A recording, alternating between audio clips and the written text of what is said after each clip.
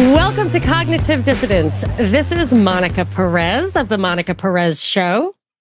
Herway of Geopolitics and Empire.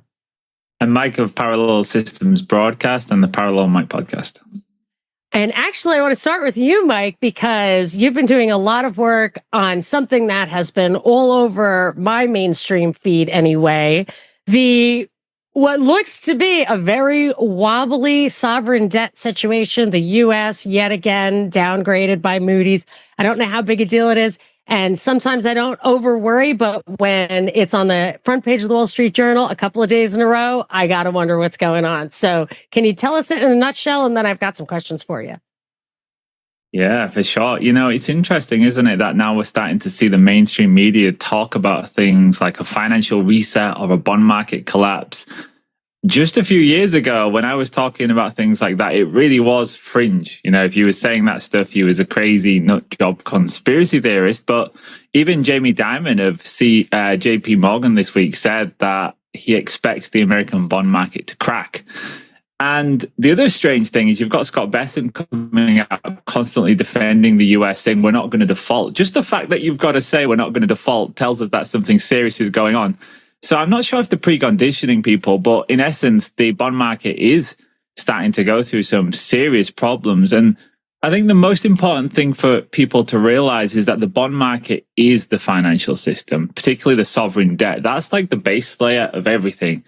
So you've got the sovereign debt, and that's how the Ponzi scheme works. You've got to keep adding more debt to pay for the interest and the capital on the old debt. And then the new debt is, of course, made up of more debt, and it just goes on and on.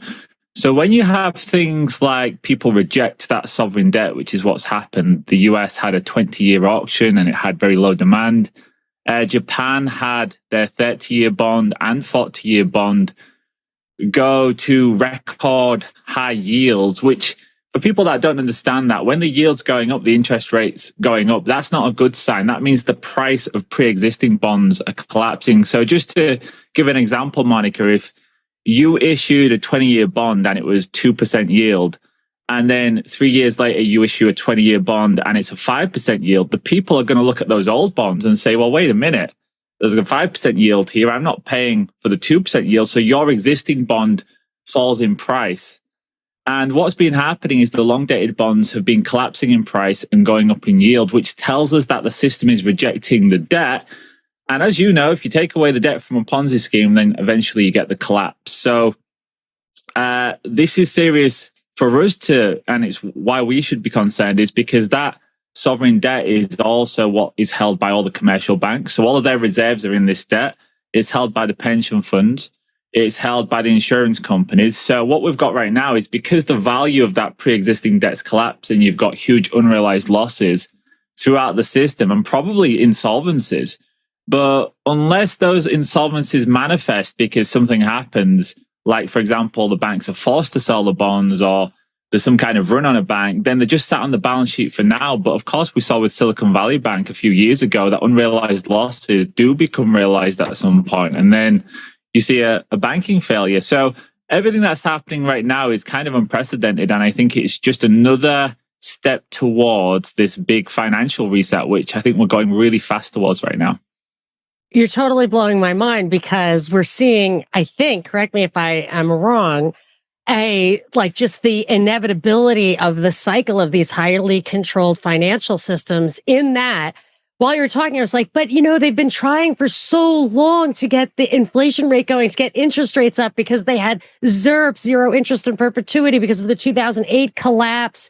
There was a terrible debt collapse and we had such low interest rates. And so they must be happy now. And then I was like, but wait a second.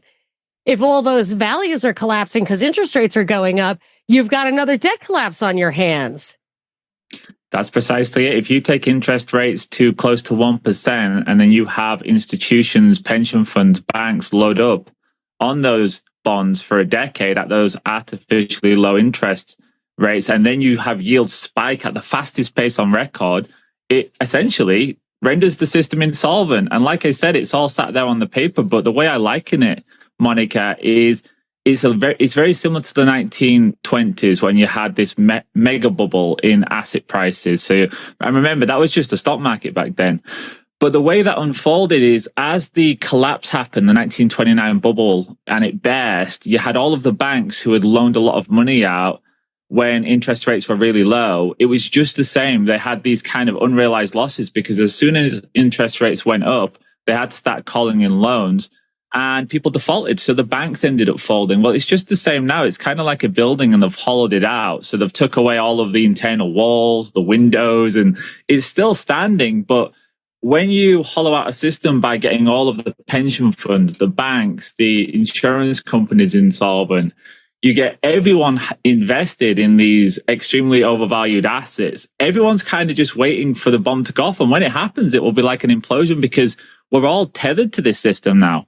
And yeah, it's really a rock and a hard place situation. So I expect that just like when we had the first round of interest rate rises going after 2022, this is just going to be the same. And the system is, I say it's technically insolvent. Even the central banks are actually technically insolvent because they own a lot of this debt too.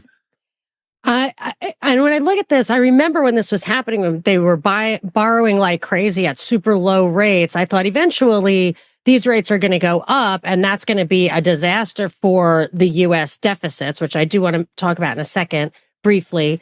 But if I could see that coming, surely this was the people who were facilitating this from on high could see it coming. Do you think that it's really the Machiavellian financial capitalists that are saying, okay, I don't care if it collapses, it'll be like either a buying opportunity for the bonds themselves, a la Waterloo and the Rothschilds, or a buying opportunity for everything that goes under, like kind of the 1929 crash? Do you think that this was anticipated at all? Like the powers that some of the very highest up, they like this because they have dry powder? Well, they definitely anticipated it because they created the mechanism, the great taking mechanism, so that when this all implodes, they will get to take all of the collateral. And the collateral of the system is essentially the sovereign debt, but it's also on top of that is you've got our assets. So that's your mortgage property, machinery that's bought on loan, or vehicles, pension funds, all of that's being used as collateral. So that's meant to be the safeguard so that if the system implodes, that collateral will go to the most important financial institutions, which they have got legal certainty. It's called the secured creditors. And that's like your JP Morgans. So when Jamie Dimon says to a group of regulators that we're going to have a bond crisis and you're going to panic, and he said, but we're not going to panic. And it's like, yeah, he's not going to panic because they've got legal certainty that they'll be saved in the financial crisis, but we won't because it's our assets that would get taken. So I think they definitely foresaw this because they set themselves up to be protected. That when this happens, they are going to be insulated, but we're not. We are essentially at the bottom of the food chain when it comes to any kind of crash. So they ain't bothered, but we should be bothered because it's our futures and our bank deposits that would get taken.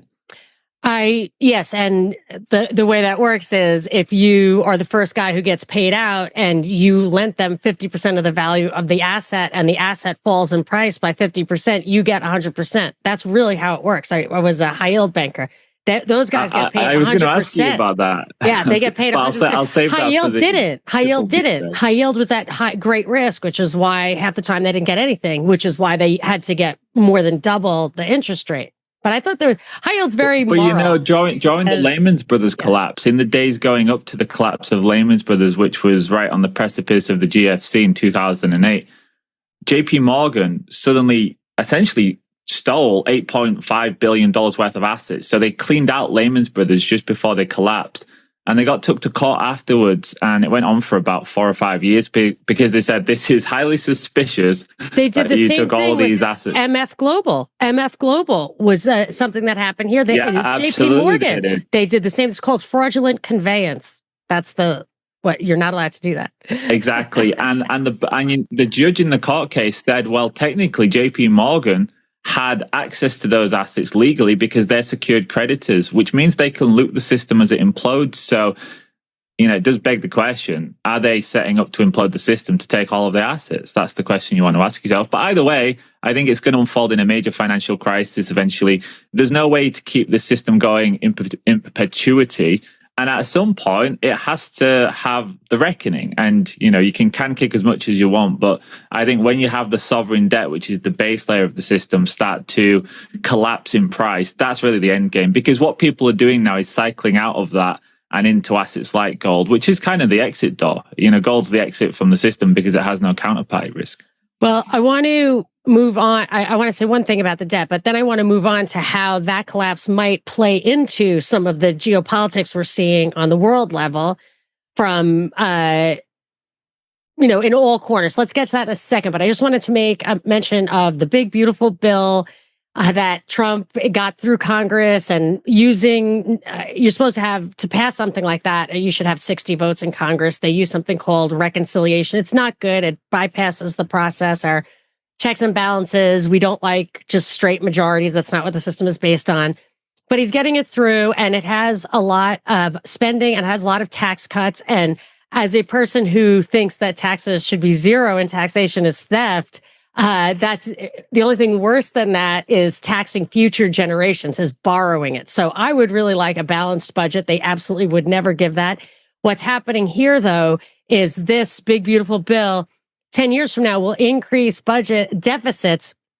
I think the deficit is projected to be $2.7 trillion in 2035. And people don't understand that deficit is an annual number. The actual debt is going to be well over $50 trillion in an increasing interest rate environment. It's really shocking. I told you guys about this, I think maybe in February, and only after it passed did you hear Elon Musk, who was supposed to save us with the smaller government, say, this is an abomination. I'm shocked, I tell you. I'm shocked to see increasing deficits in this budget. And this is months after. It's 4 months now since it was very clear that's what was happening.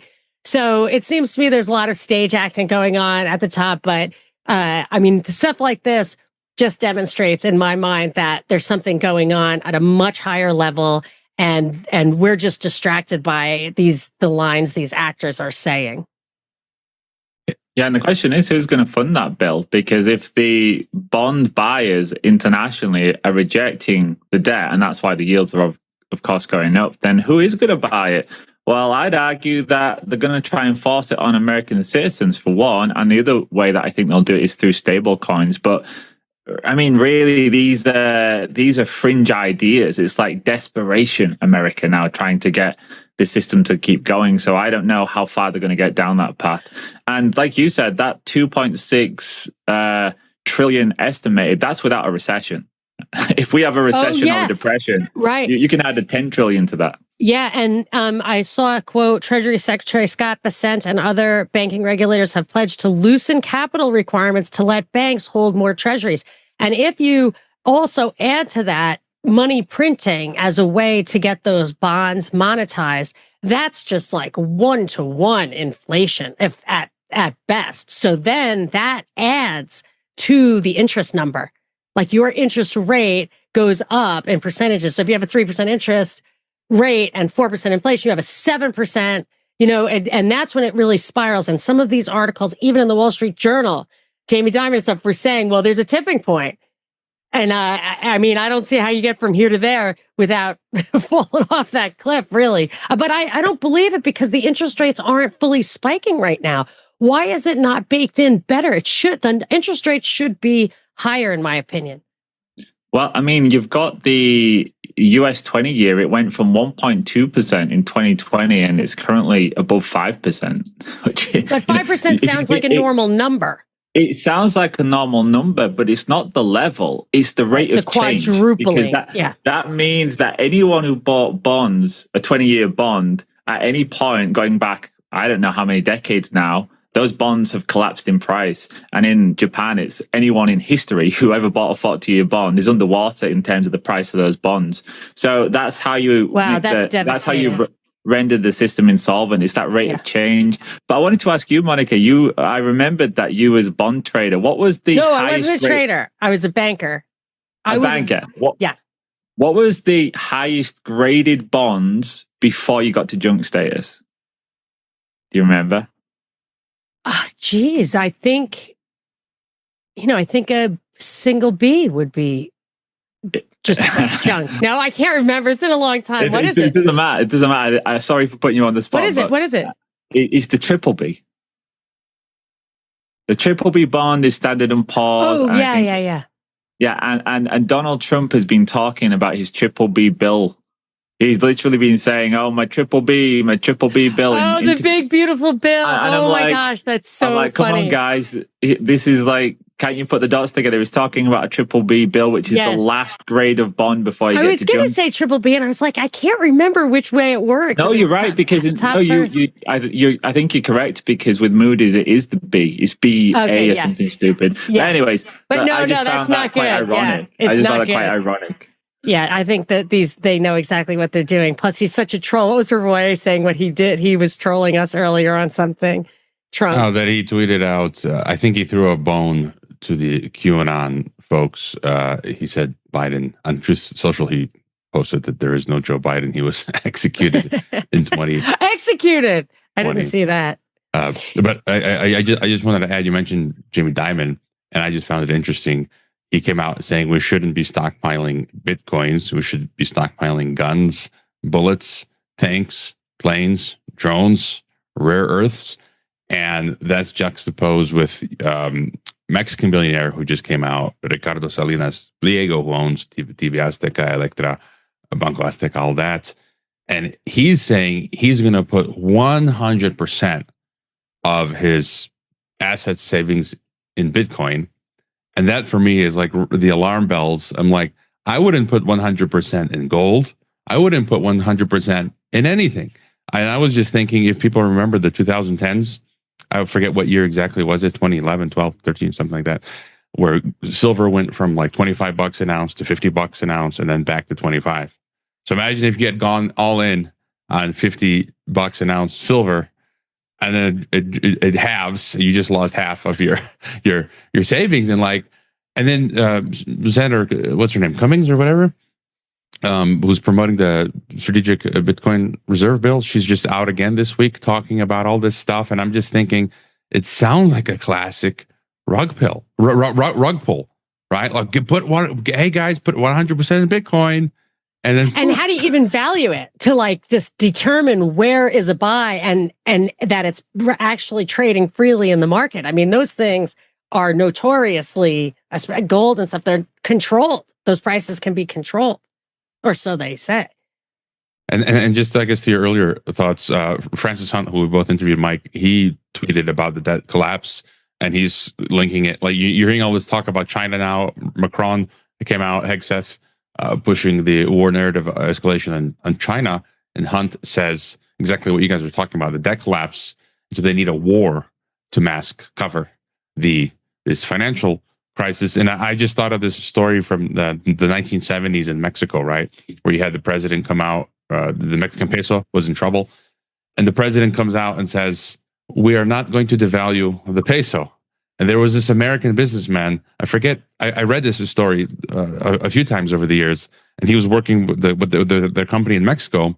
And when he heard that, he told his boss, "We got to take all of our company's savings bank accounts that are in pesos, transfer it to dollars." And the boss was like, doubting him. He's like, "Just listen to what I'm saying," because the president said we're not going to devalue the peso, and he's like, when they come out and say that, they're going to devalue the peso. And like, it was an insane story. And so they devalued the peso, but he had put their stuff in dollars. And then when they put it back into pesos again, they'd like doubled their, savings. And so when Besant comes out and says that, I'm thinking, like, you guys, like, something's, we're in trouble. So, well, I mean, technically, he could be speaking the truth, right? He could. I mean, the US could get the Federal Reserve could buy up all of the debt and monetize it. So technically, yeah, they can not default, but it is a default if in 5 years' time, $1 million buys you like half a bagel or something. So, you don't have to do a hard default and literally say we're not paying you. It's like, yeah, we'll pay you, but we're paying you back in confetti. So, but that's a great point about war being the answer. Because or even just the defense spending, even just rumors of war. I've been thinking about that, war and rumors of war. I've always puzzled over that. phrase and from the Bible, but that the rumors of war are enough. Either way, if you have the destruction, if you have the defense spending, that's government dollars spending. That's like the Keynesian answer to an economic collapse. And so maybe maybe these things actually are weaving together. Yeah, and there'll be no oversight if there's a war, because they'll just say, oh, well, we have to pay for it. So push through as many spending bills as you want. Yeah, absolutely. The debt goes exponential, which we've already had a couple of times. COVID, Reagan, we've had that before. I don't know how we can take and actually, anymore. it's not historically speaking. If you look at the stock market during periods of war, it mostly goes up. Not every time, not every war, but odds are it goes up and not down. So if you want a can cake and you want to implement a massive technocracy and surveillance state, it ticks so many boxes to have a war. Now, I hate to say that because I hope there is no war. That's the last thing any of us want. But if you was going to try and kick the can and you wanted to spend a lot more money and expand the debt and bail out the system one more time, you need a big narrative, and the war one would actually help with the installation of the great technocracy, I think. And the Palantir thing, maybe that's why it's in the news. What's the latest on that? Well, just the more thing I'd add that, like in the Russia bomber thing. So I think it's pretty wild, far out, that Kiev, with of course with the assistance of the West, went deep into Russia, and they knocked out billions of dollars worth of Russian nuclear strategic bombers. And Putin's just, Nikola Mikovic, was a contributor. I've had him on the podcast. He's a Serbian. He says, he's quoting Putin back to himself. Putin supposedly once said, "The weak get beaten." And in this case, Russia seems to be the weak that's getting beaten, and it seems like they're trying to start something. South Korea, they didn't succeed with the false flag there. A skirmish in India, Pakistan. Now let's hit the nuclear strategic bombers, the Russians, see how they're going to react. And then in my weekly analysis, I put together, again, I'm just picking up the signals, but there were two separate guys saying that something wicked this way comes. This Ross Coulthart, he's this Australian journalist, and he said he's interviewing all these experts, UFO guys and all this other stuff. And he says that a lot of these guys are saying something's coming, something's going to happen. We don't know exactly what, 2027 maybe. And then another guy, Cam Carson, who's got a huge following on X, and he's got he's like an investor. He says he heard from someone that they're outlining plans for a manufacturer crisis that would necessitate martial law in the next 3 years. So 2027, 2028. I've interviewed over the years people, guests like Martin Armstrong and others who also throughout those years, a few years ago, they were pointing to 2027, 2028. And so it seems like something is coming, and I don't know. I think it's to deal with partially the financial system, but also to implement the Palantir technocracy. And as you said, Monica, it's interesting that Palantir has already been laying in the past year the groundwork for the surveillance system. Yeah, and people were talking about that for so long. It's like the CIA paid for it, and nobody seemed to bat an eye as that thing started to roll out and hoover up all the metadata. And then Trump's the guy who's like, "Yeah, we need to goose that thing." It's like, when are people going to realize that? Same boss. I've noticed a lot more people calling that out actually on X recently, saying, listen, these people that keep pushing the Trump saving narrative, they've lost all credibility, and we just have to mock them at this point, because it is getting ridiculous, the list of things that have been unrolled out or been suggested, including, of course, what you're talking about, the Palantir database. It's kind of indefensible at this point. The technocracy is coming to America fast. Yeah, okay, I want to share share sound. I want to share the Alex Jones. So, I mean, it's getting really to the point, like wild. And I'm just like amused. Like, I can't believe how some people don't see through this. And here's Alex Jones basically defending Palantir, defending the technocracy. He's asking me about Palantir. And when you look at it and you understand it, Palantir and the surveillance systems and the AI and all of it has been an outlier from the bigger companies. And it's been wanting to get big contracts. And Trump wants to use it to track illegal aliens and stuff. And the real ID that they're trying to bring in that's terrible, that never got implemented because it's unconstitutional. So I've been critical of all of that. And I obviously don't trust Palantir and the rest of the stuff it's doing. But it is small compared to all the other big AI and the Pentagon, Sentinel, and all the rest of it. The reason you're seeing the attacks on it everywhere is because it's trying to get contracts that other big tech companies already have, and because Palantir has been supportive of Trump. And so, yeah, Trump is going to them because they've been supporters. But all this hype about Palantir, all of these systems can be used for control. All these systems are out of control. All the AIs are woke. So Palantir is being used to run AI drones, killing people in Gaza. All of it's very concerning. But why do people know about Palantir and nothing else? Well, that's because it comes from the left, only focusing on Palantir. I mean, it's, for me, it's clear. He's like, he's like, it's a bad, but, you know, Trump, we got to support Trump. Palantir supporting Trump. We got to support Palantir. And but he's also saying, oh, it's the left. But Palantir is a far left company. Peter Thiel he's self-admittedly on the left. He said that Palantir is a company to root out the far right. So I don't think it's the left pointing out Palantir. Peter Thiel, it's not Peter Thiel, sorry. What's his name? Alex Karp. He is somebody that is on the left himself. And I mean, look at the comments. Derek Rose says, I can't believe you are such a sellout. And you know, I commented, I found this quote from Aldous Huxley, where Huxley said, if you want to preserve your power indefinitely, you have to get the consent of the ruled. They will do partly by drugs. You know, I've mentioned before, alt media is being flooded with drugs, and partly by these new techniques of propaganda. And so I think Alex Jones, Jordan Peterson, they are the new techniques of propaganda. And it says they will do this by bypassing the rational side of man and appealing to his subconscious and deeper emotions and his physiology. Even in a way, I feel like that's what Alex Jones is doing in the magatard crowds, and this is making him actually love his slavery.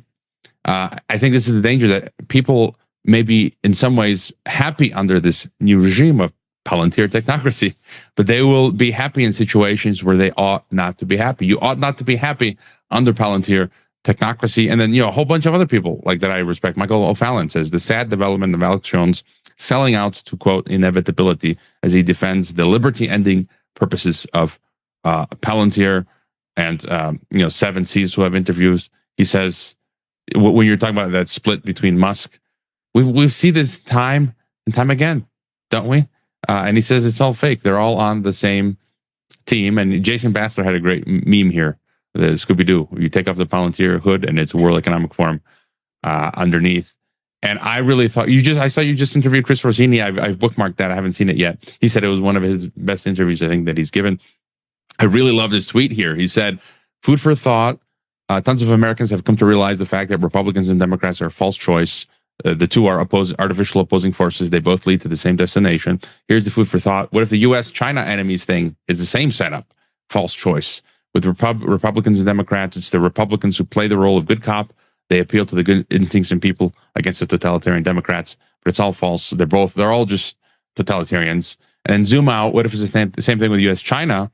U.S. is the, quote, freedom nation. Chinese communists are the totalitarians. But that's not true either, because American freedom has been crushed into fine powder. When you look at that, the direction the American government is going, as you just mentioned, Mike, under Trump too, it's becoming like the Chinese communists. A digital totalitarianism is being erected. What if this supposed battle is leading to a very specific destination, a digital totalitarianism for all? And I think he just nailed it right there. I want to say one more thing about Palantir in regards to, or two things, what Alex Jones was saying. Yes, why would, maybe they did support Trump, but they are the CIA. They were funded by In-Q-Tel, which is the VC of the CIA. So the question is, he's just giving it back to the CIA, which means that he was doing what they wanted him to do. And another thing I noticed back in the day when I first started following Palantir years ago, when it was before it went public, that Peter Thiel's I think it was Peter Thiel. I know he's a founder of Palantir, but I think he was the one where this detail was true, where he was given or bought in on a very, very low price that entree into Palantir. And these people, Elon Musk and the subsidies to all of his companies, when you think of George Soros got so rich front running the pound, which is something that if you had information, you could do. You don't have to be a genius. It's ridiculous to think that he, whose mission was from the time he was in LSE and was in Karl Popper's class, in order to get rich so he could control political things. So I think these are some of the mechanisms, and we have proof that these people, these face jobs, these billionaires that have all this credibility for their acumen, have been created by the government. Even Trump, his father made all that money from projects. He himself went bankrupt. His sister's a federal judge, and he got basically didn't have to jump through hoops to own casinos, which is a government enforced monopoly or oligopoly, basically. So that Palantir was a good case study in how these people get their money, and then they use that to appear to be private sector actors, but in fact, they're just cutouts.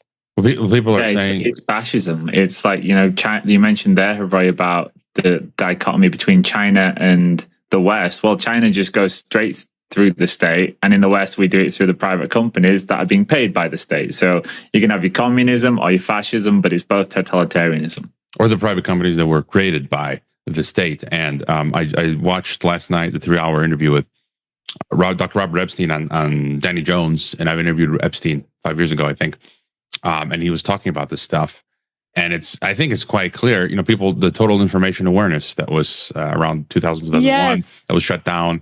And then I think Whitney Webb and others have pointed out, it's just Palantir's TIA, total information awareness, rebranded, just like Facebook is DARPA LiveLog rebranded. And it's like and then Tim Hinchcliffe, he just posted today, he wrote an article on how DARPA is now running these new COVID-like pandemic simulations, and then how they're going to manage people.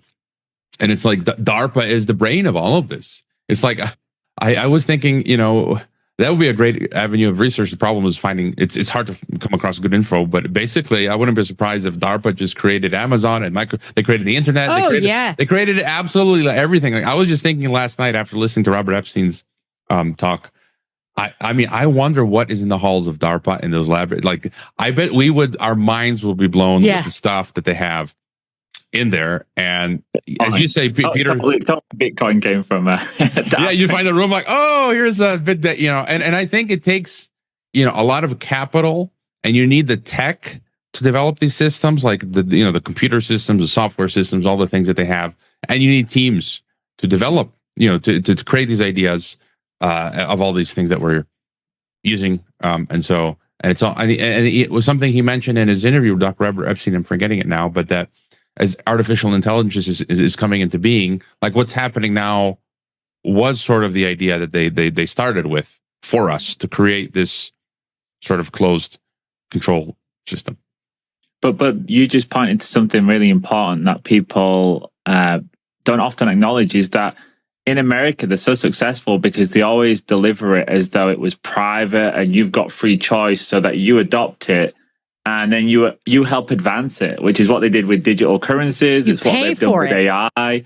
And then eventually they just swoop in and tighten the net on it. And, one thing that we should mention as well is from that big, beautiful bill is there's a 10-year there's a 10-year period and it says in the bill there's 10 years where the states are not allowed to regulate AI at all. So if you want to roll out the technocracy in America, you need to make sure you can get everything in place within a decade. And that's significant because in America you're meant to have devolved powers, so the states are meant to be able to, I'm all about not over-regulating businesses, but in this instance with AI and the assault on liberties and freedoms, you want the states to have power.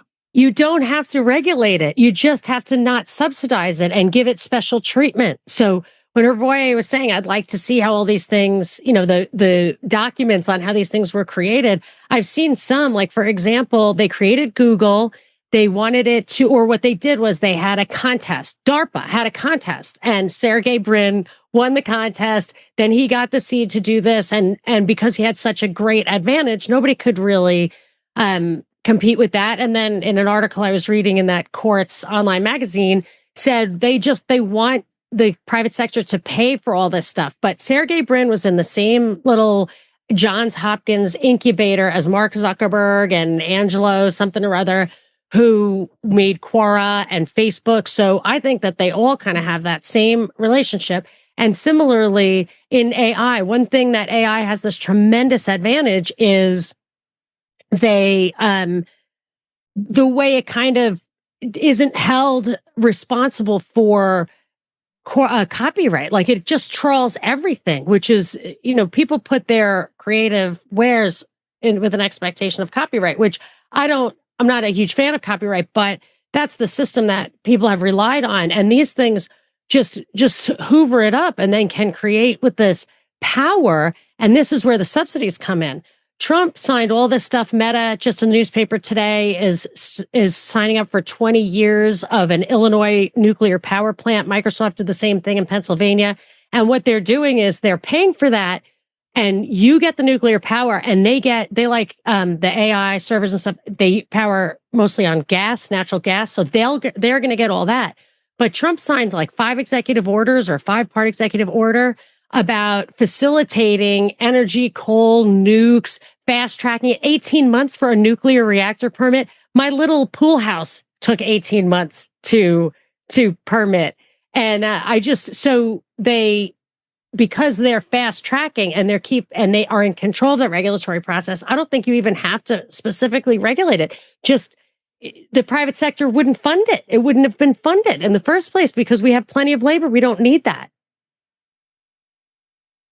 I'm just thinking more and more with what you're saying, that it's just seeming clear that the green agenda is not only about democide and eugenics, but I think it's becoming clearer because I think they had this trajectory planned out as they're releasing the AI that they had in their DARPA lab, and it's now going live. They had the green agenda that they had implemented some years ago to hit this tipping point as the two things cross the threshold. And so now they're like, okay, you plebes are going to be using solar and wind, and then the gas and the nuclear is going to be for the technocracy. Because you hear stuff like, again, the Mexican president Sheinbaum said, you're going to use less electricity, Mexicans, and how you're going to do that by installing. You're going to have to pay to buy solar panels and put them on your homes, so you use less electricity from the grid and you generate your own intermittent electricity. So is Bitcoin peaking like that too? Because Bitcoin uses a lot of energy. It's just a giant energy consumption machine. Like, I just don't know the magnitude of it. Like the green stuff, that is worldwide.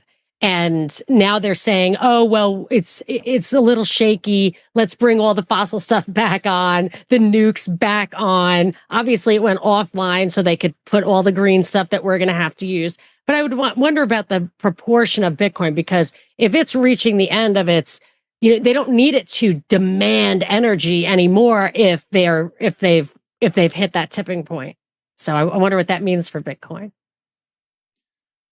It shows also how they use the left-wing agendas to further what's going to be a right-wing agenda, then the right-wing agenda to further what's going to be a left-wing agenda. And it's just this ping-pong back and forth, but we're going to the same direction. And this is one of the things that I think America especially is really good at.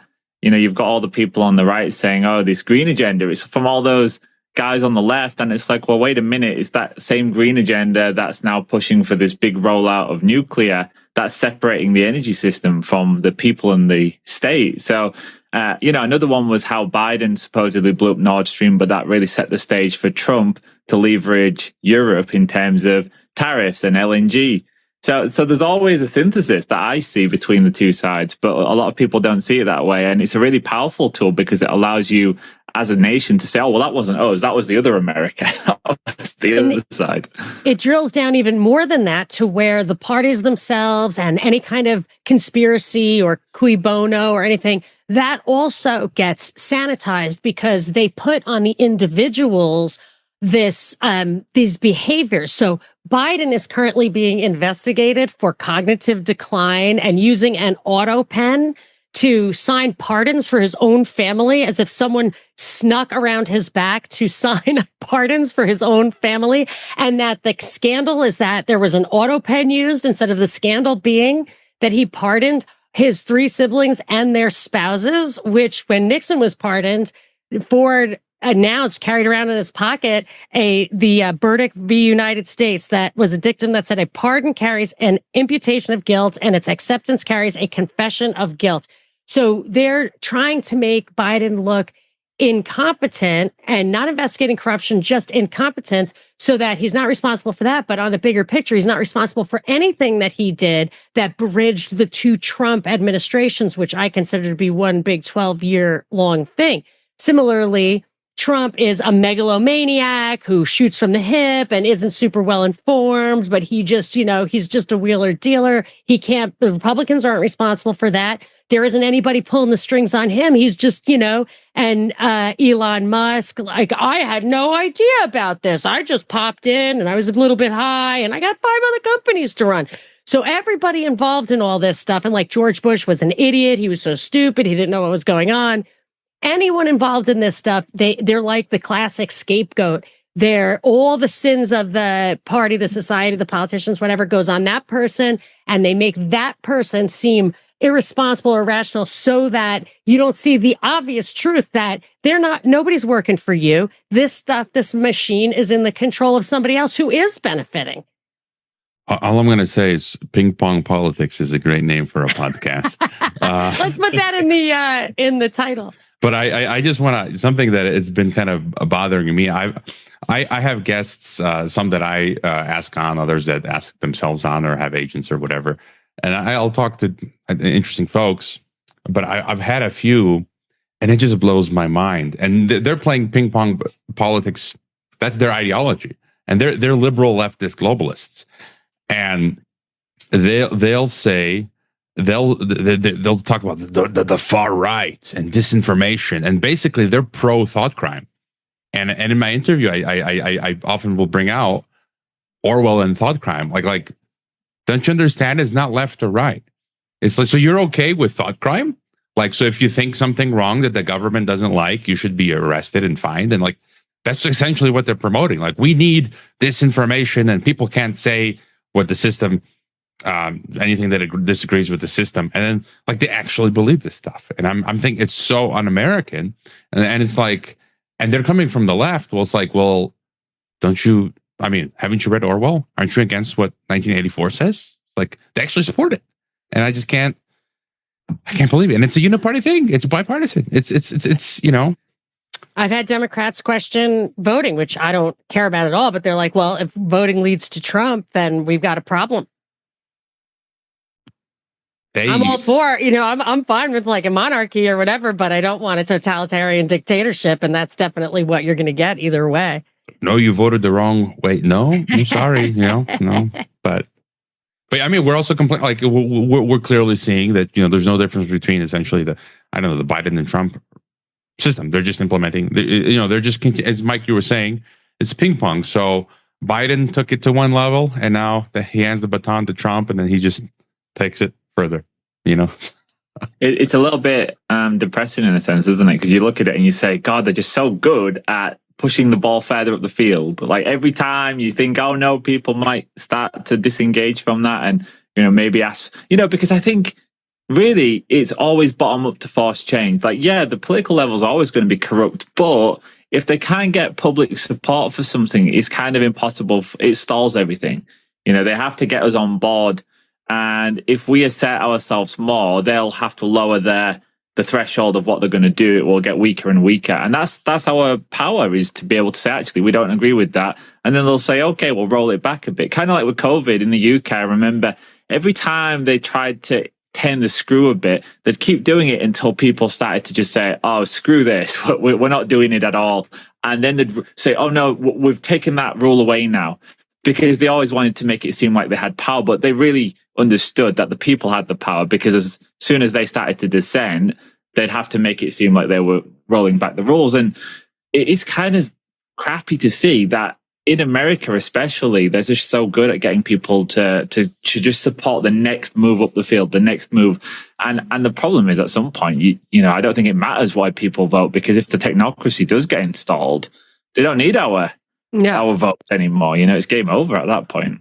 Yeah, no voting. And I get comments every week, and some of them are from my own subscribers, and they don't mean it in a negative way, but there's 1% of people who complain about black-pilled and depressing. And I'm like, you know, it's not, my podcast is not geopolitics and happy.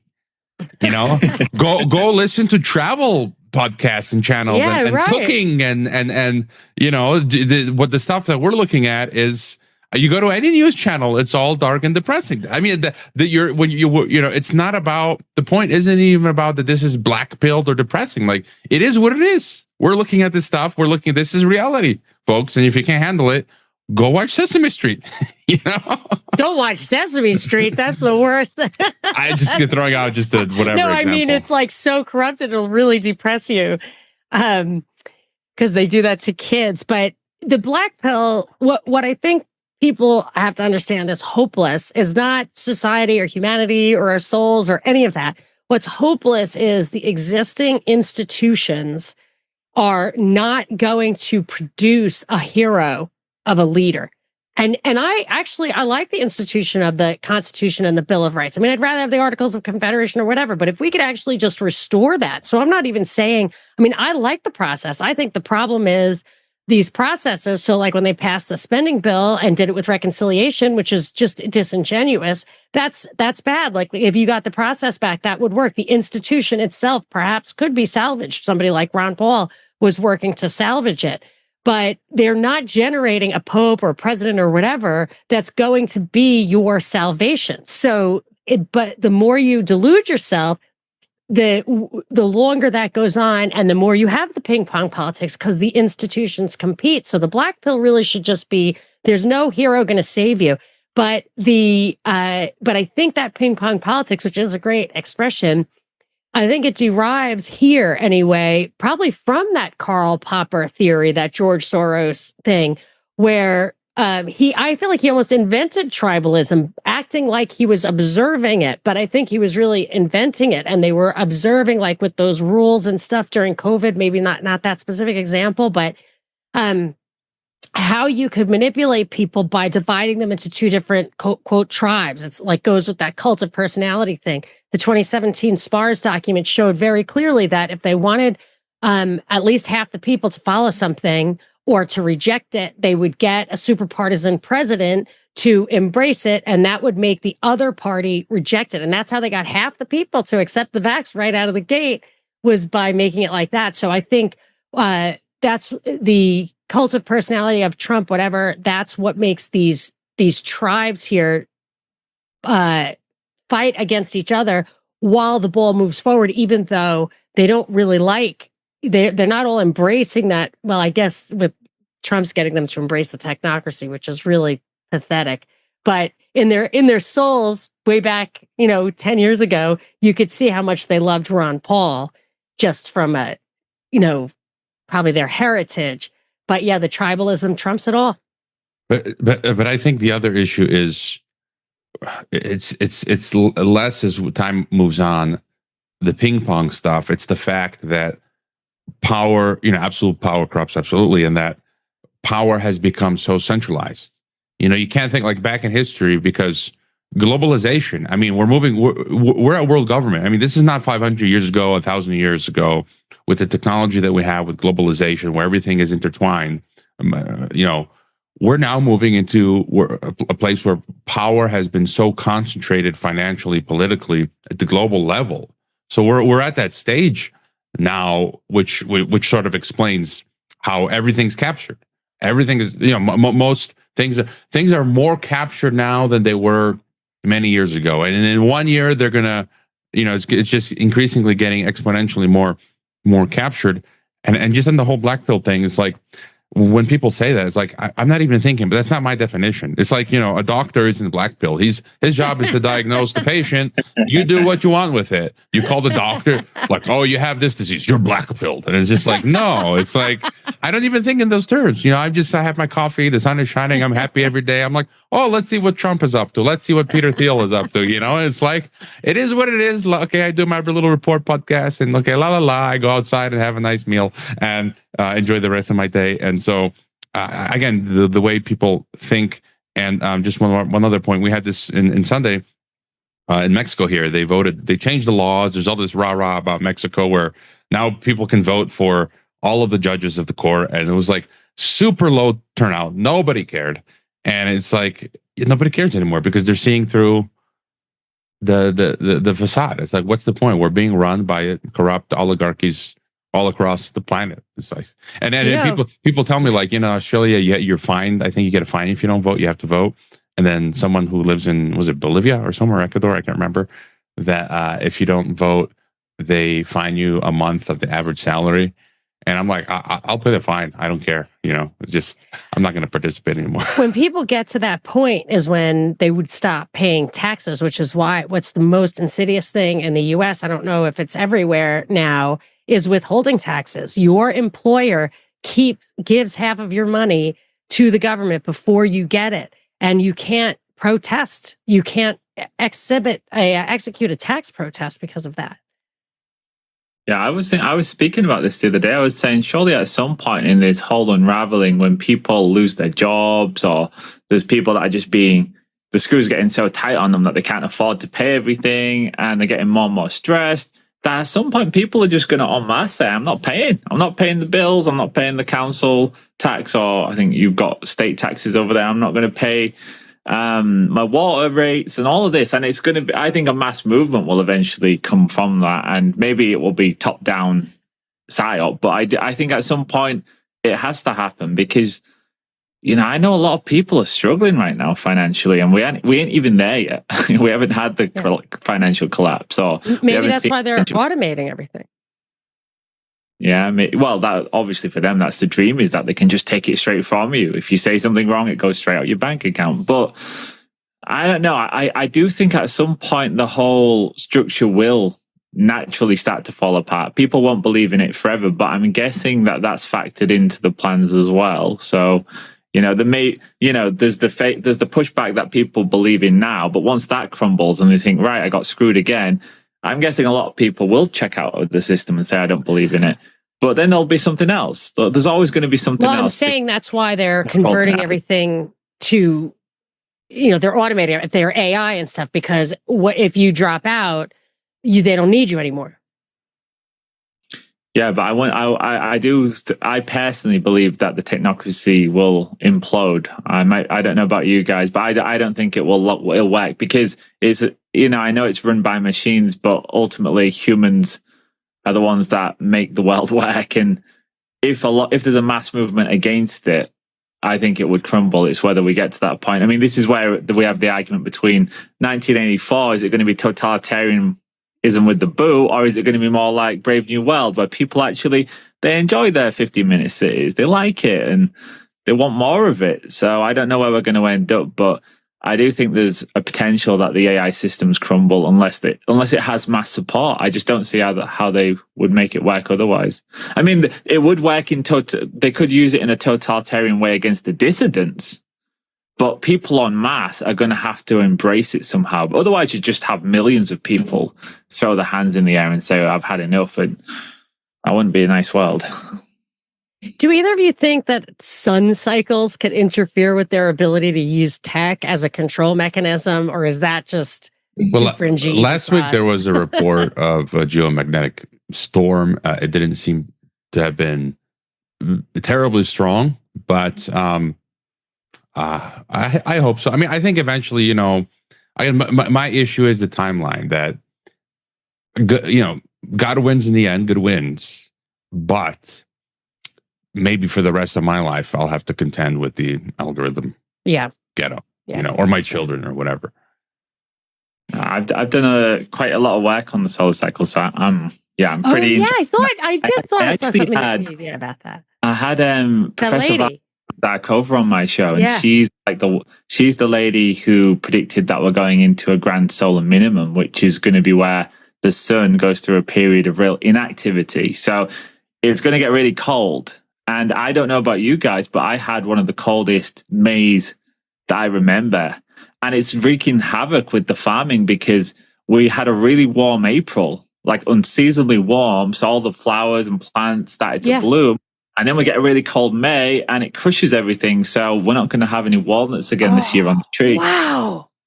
So and we're at the peak of the 11-year cycle now. So actually it's going to get way worse. This is when it should be hottest now. But she said it's going to get really cold going into 2030, 2040, all the way to 2050. And the last time we had one of these, and you can study these, they happen throughout history. We had the mini ice ages, and it happens every 350 years or so. And in the Maunder minimum, it froze over the waterways in Netherlands. The Thames froze over. You had like 2 or 3 months of growing season disappear. So if she's correct, and she's a professor in Durham, they actually tried to get her fired because it went against the climate narrative. She's a really lovely lady, though, and I interviewed her, so you can check that out on my podcast. But it's that the sun is responsible for our climate. That's the bottom line. And it's not just getting colder on Earth; it's getting colder on other planets. So clearly, it's not man-made global warming. So, but it is getting colder, and if she's correct, we're going to have some tough times ahead of us. And I asked her specifically, actually, about the technocracy. I said, well, if it's going to get a lot colder and we're going to a deep freeze, is the technocracy going to be possible in that? And she said, absolutely not. She said it's a fantasy. There's no way they'd be able to get up and running. And energy. Why? Energy and food. Oh. I would assume the answer would be greenhouses out of the gate. Maybe that's why they're learning how to, grow meat on racks, which is disgusting. Yeah. Well, we'll see. Stuff. It's a strange time in history because everyone's talking about big cataclysms and world-ending events. It's almost like it's in our collective consciousness because we all feel like things are unraveling. So we've all got our own kind of viewpoint on that. Some come from a religious perspective. Some look at the cycles, the big cycles. Some look at it from the debt collapse. But we're all essentially talking about civilization, I want to say ending, but definitely shattering moments. And it's not a race you want to win, really, is it? By the way, Ice Age Farmer. Yeah, what happened to him? So, Signs of Life on his Telegram. No way. He posted for the first time in years. So people who remember him, I had him on the podcast years ago. And so he just posted on his Telegram channel. Nothing beyond that, but it seems like he's showing signs of life. So. Wow, interesting. I always wondered what happens. I figured he just got sick of it or had to get a job or something. But there was one thing you said earlier, boy, about like it's all captured. It's captive now. It's beyond. And I wonder if it was something I actually heard on your show, but I think it was the Mies, the guy, somebody you interviewed. He said something about like destruction. They destroy to rebuild or something. And I've been noticing that, like with the fires and everything. I'm thinking they've captured everything. They've gotten all the markets for everything, basically. I mean, this is really, I don't mean that literally, like whatever. It sounds like communism, but to the point where, so you see Big Pharma they needed their customer base to be well people.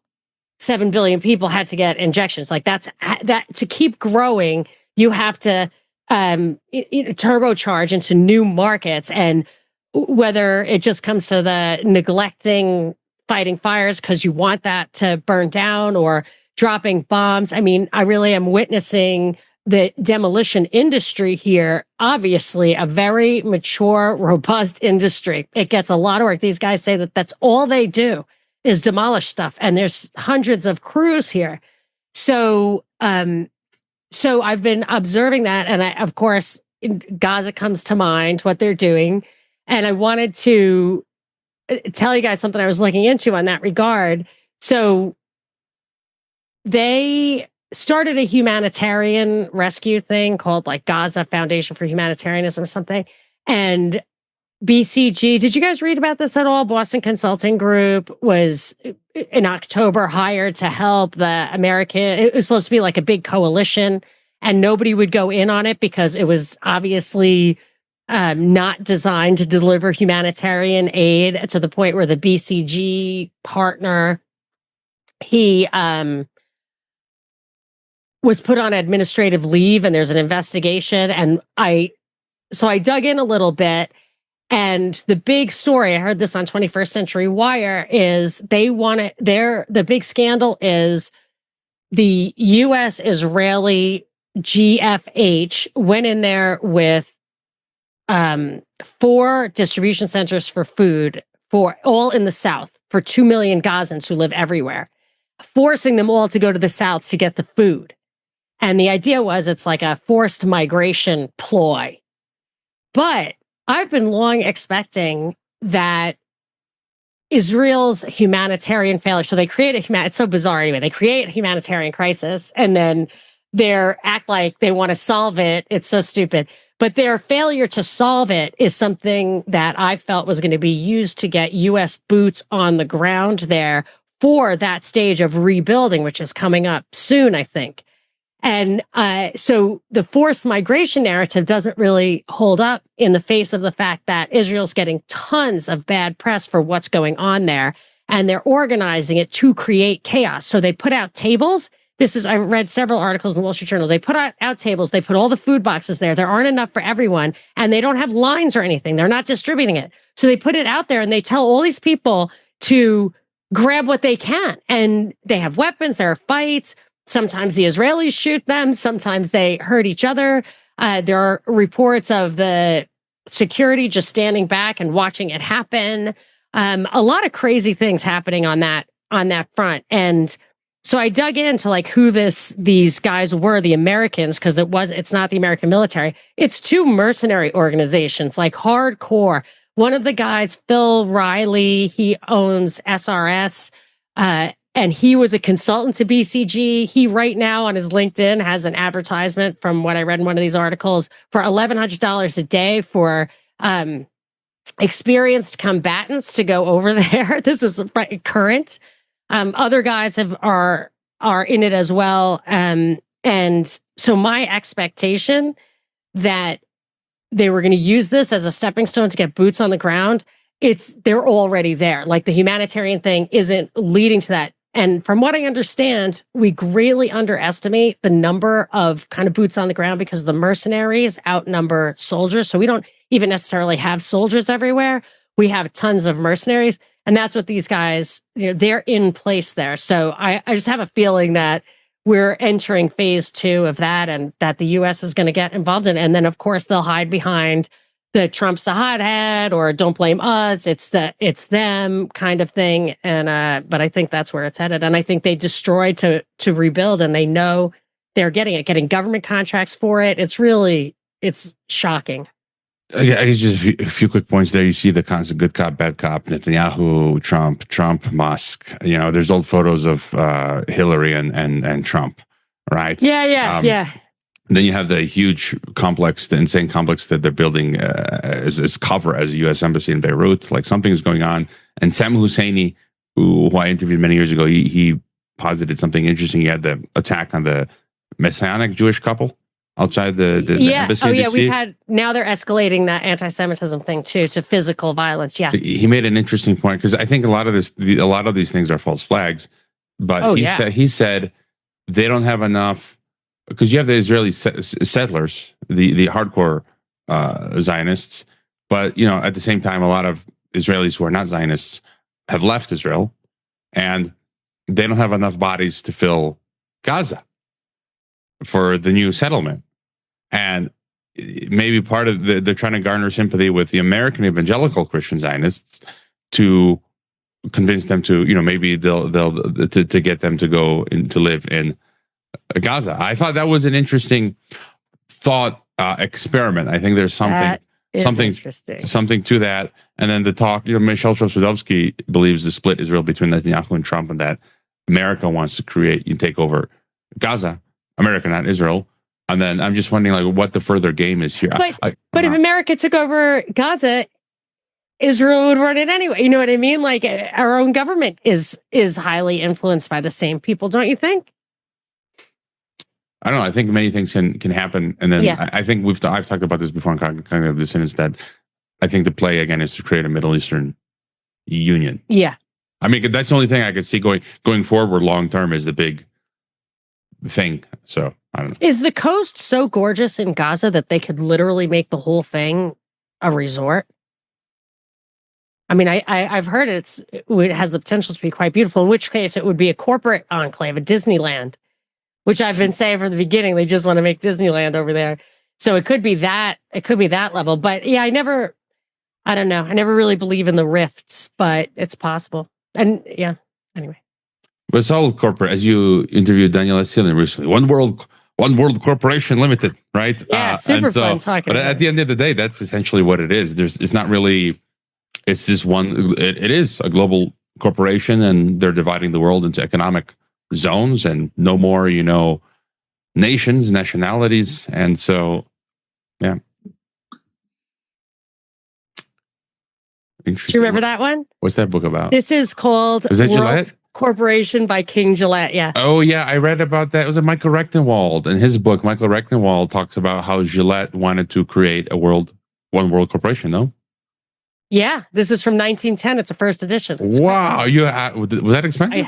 I'm quite a book collector. I don't think it was. I get ahead of these things, but look at how lovely it is with the onion paper over the portrait and everything. And what does he mean, Monica, by a world corporation? What's kind of the he's idea? just a hardcore fascist, it seems like to me. I read the book. It wasn't, and he just thought everything should be, if I recall correctly, it's been a while. It says the birth of social and industrial science. It's the technocracy. And I think Philip Drew, Administrator, was written by Colonel House, that guy who was a CFR founder who controlled Woodrow Wilson and the Treaty of Versailles and everything.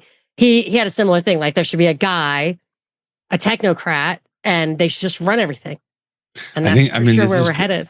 I'm going to have to read the archive.org version, and I use Gillette erasers, and it's kind of like, you see the same pattern though with all of these freaks, the Gillettes, the Carnegies, the Rockefellers. It's like, they're nobodies. They start out, they're just like any of us, and then they get so insanely filthy rich, and then that's when they get these insane ideas of wanting to be like gods and construct. Absolutely. My father always said that. He said it's the other way around. He said they're so godless that they need to be gods on earth. They need to live forever. That's why when he sees somebody's name on the side of a building, or a wing of a hospital, he's like, that person probably didn't believe in God, because it says, like, don't go around writing like, I gave it I founded this, please praise me now. He's like, they're getting their rewards here, which reminds me of a wing of a hospital I drove by, I think on the East Side Highway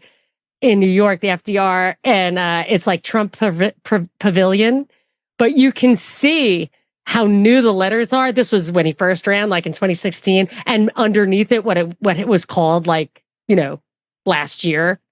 So he put up his name to make it look like he's this big donor, when in fact he definitely was not.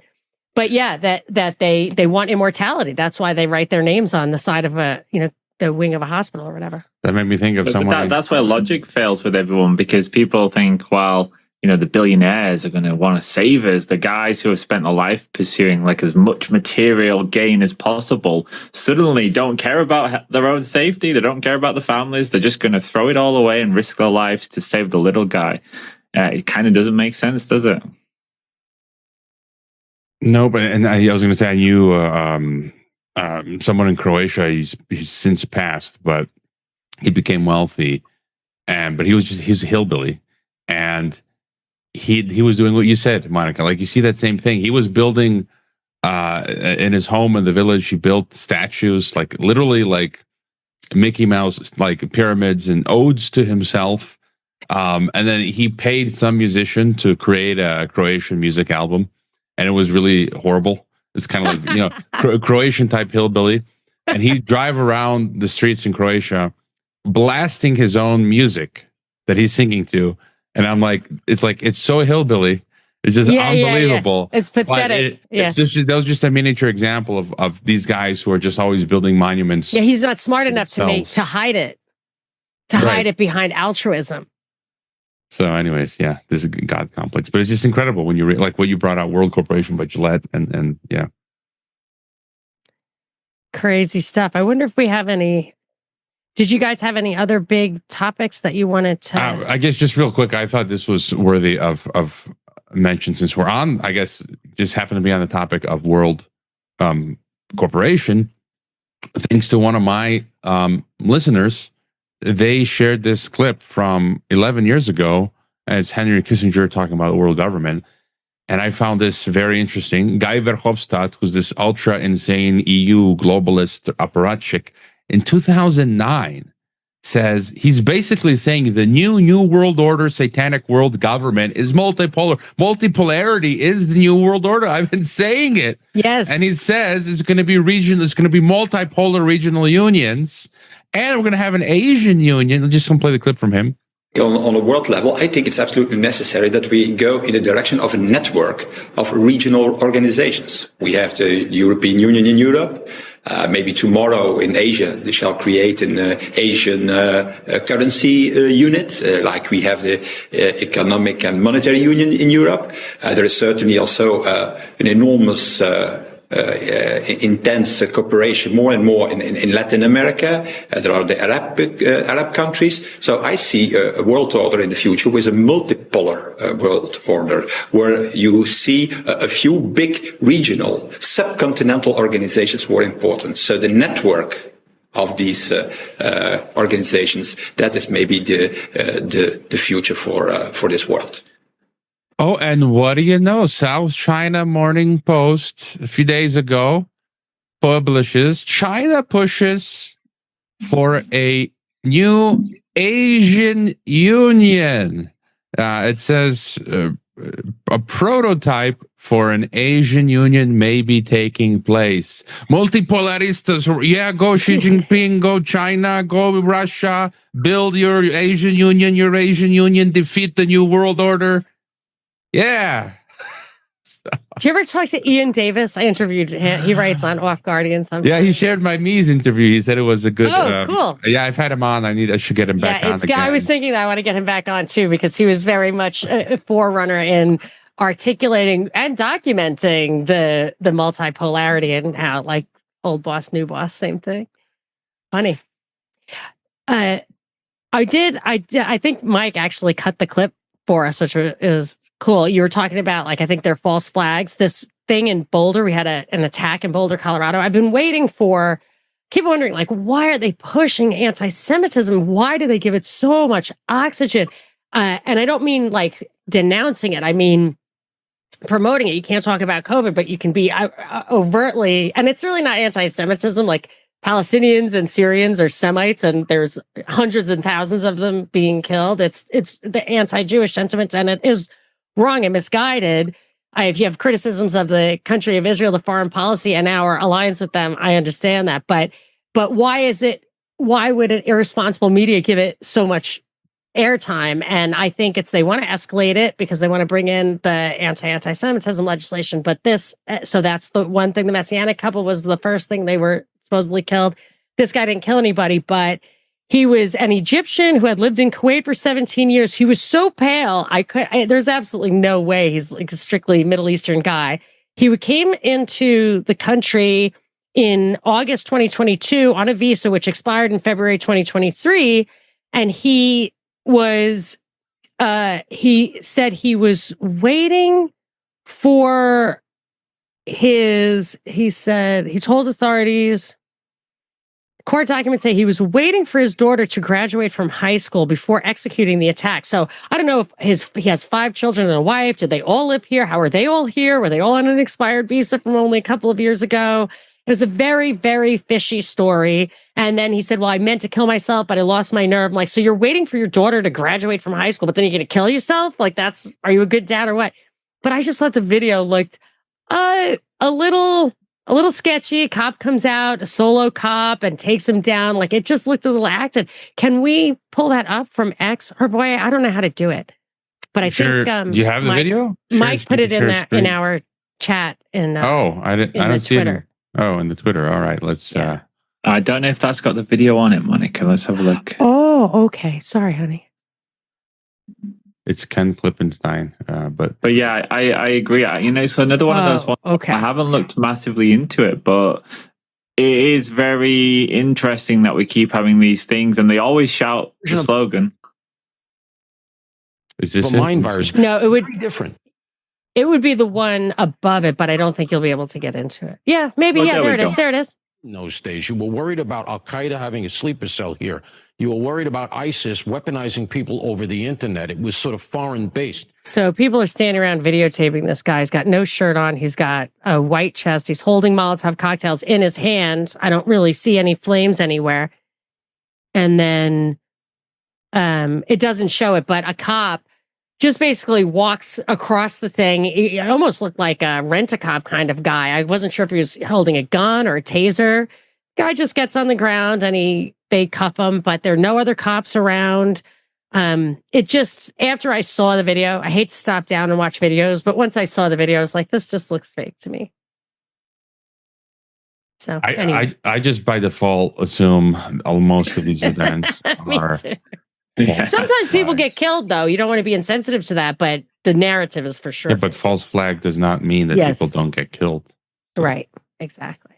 I'm the same. I'm a by default person that if it's coming to me through the screens, it's probably not kosher. Yeah, and if you've seen it twice in one day, it's like no. But it just made me think what you're talking about to bring in all this anti-free speech based on the anti-Semitism. That's what they do. So they'll bring in, getting some feedback a little bit from Mr. Mike here. Just going to add, where am I? The Patriot Act. First is the terrorism, right? And then we've all forgotten about that, and the Patriot Act stuff has remained. And now it's like they'll bring in anti-Semitism, and then we'll forget about it. And then they'll just build on it. It's like they're bringing the pre-crime. National security is going to be a big one. That's another reason to have war and rumors of war. And now it's so funny. People have pointed out to me for the longest time, like, they're going to switch the real ID thing to immigration. I kept thinking, why are they recruiting, harvesting people from all over the world and pushing them across our southern border? Like, why are they doing it? I have heard reports of them putting up billboards and stuff like, go, them go. They go down there and get them and push them over. And I assumed it was to get the anti-immigration crowd on board with our real ID or RFID or whatever, when it was all actually originally implemented after 9/11, which of course is, again, the same, right crowd. But so you go back and forth. So you had 9/11, the terrorism thing, that's for the right. You have COVID, that's for the left. You have the immigration thing, that's for the right. But over time, the ping pong politics, every single person gets on board with the surveillance. Not every single person, but not cognitive dissidents such as us, but most the people who don't have time to dig into the truth. It's like the two walls of the tunnel. The left and right is the two walls of the tunnel. So, yep. Yeah. Shadows everywhere. All right, that's all I got, guys. What do you think? That was a good one. That was interesting. I really enjoyed hearing what you guys had to say about that stuff. Yeah, I got nothing more. That's about it, I think, for this month, I guess. Yeah. Cheers, guys. I agree. It was a good one, but it's it's the same old in a sense. We just keep on chugging along towards whatever it is, but yeah. Hey man, maybe it's a grand solar minimum. Maybe that stuff just craps out. Maybe seriously, like they want us all to be focused on this so you don't focus on your farm. Our grapes are having an amazing year. We have a little vineyard, and just this year is crazy gorgeous. And we did all this testing, and a lot of plants don't take up toxins, by the way. So even though there's like lead and arsenic, it's not. We're going to test the wine, but it's not in the grapes. It's a beautiful season. Yeah, if the sun decides to give up on us, then you can just sit there and get hammered on the wine and laugh your woes away. That's true. I've got a basement full of wine, but I'm now you've got my mind thinking like, can we build a greenhouse around the vineyard? I don't know. I guess just on my last thought, I've been hearing about the global cooling coming, although I feel like I really haven't seen it. I feel like in terms of temperature in the last years, I mean, we've been hearing about this for a decade plus, people saying the global cooling cycle is coming. And I don't quite just see it yet. And so I think even with, analysts and alt media, we have to be careful. And I think ultimately just time will tell with a lot of this stuff that we're talking about. And, sometimes I think about the prophecy in the Bible says that towards the end of the world, God said he won't flood the world anymore, but that he'll I guess, when the new heaven and earth comes, he's going to burn the world. That's so right. Maybe the cooling happens before the sun explodes, and burns the world to burn everything so we can restart fresh. I don't know. It is meant to be, purification by fire this time is what the people who I had a guy on my show called Bibu Dev Mizran. He charts the big cycle. So this one that plays out over 24,500 years. And a lot of the prophecies that he was discussing align with the biblical prophecy too. And it's all like, they're all saying the same thing, that there's going to be a cataclysm with fire this time. So maybe that's it. But, at the end of the day, we can't do anything about any of those things. So keep planting your garden, hang out with your family, and your living, and what will be will be. We'll be reporting from the center of the sun in a few years, I'm sure. I'll bring the cocktails from the hollow earth. Well, that's it. Thank you very much, gentlemen. This has been another great episode of Cognitive Dissidents. I am Monica Perez of the Monica Perez Show. Hodoway Moric from Geopolitics and Empire.com. And Parallel Mike in fact, if you want to find me, go to Substack. That's my favorite place right now. And that's if you join any of our Substacks, you can join us for a personal CD Cognitive Dissidents Zoom session in about 2 weeks. We do it every month. And that's it. Thanks for coming, guys. Bye.